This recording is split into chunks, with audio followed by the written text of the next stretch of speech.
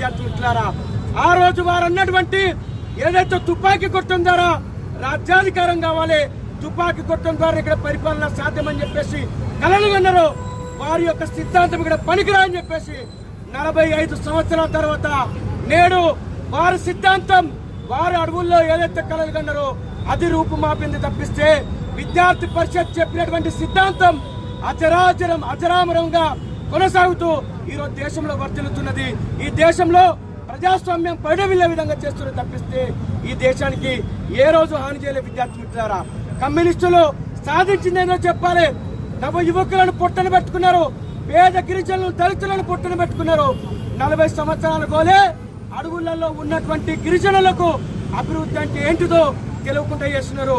అభివృద్ధి నిరోధకులైనటువంటి ప్రజాస్వామ్య నిరోధకులైనటువంటి బాబాసాహెబ్ అంబేద్కర్ రాసినటువంటి రాజ్యాంగ విరోధకులైనటువంటి కమ్యూనిస్టులకు కానీ కమ్యూనిస్టు భావజాలం కానీ ఏ భావజాలం కూడా ఇక్కడ మనుగడ సాధించలేదు.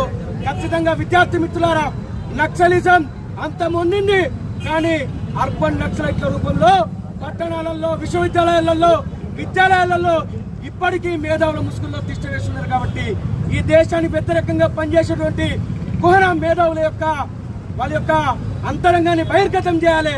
వాళ్ళ ప్రజా బాహుల్యంలో దోషులుగా నిలబెట్టి ఈ దేశానికి వ్యతిరేకంగా పనిచేసే ఎవరినైనా కానీ ఈ దేశం నుండి వెళ్ళగొట్టే విధంగా మన అందరం కూడా విద్యార్థులుగా యువకులుగా బిగించాలని చెప్పేసి మరోసారి తెలియజేస్తూ, జగనన్న చేసేటువంటి ప్రాణ బలిదానం, అనేక మంది విద్యార్థి పరిషత్తులు చేసేటువంటి ప్రాణ బలిదానం ఏది కూడా వృధాగా పోదు.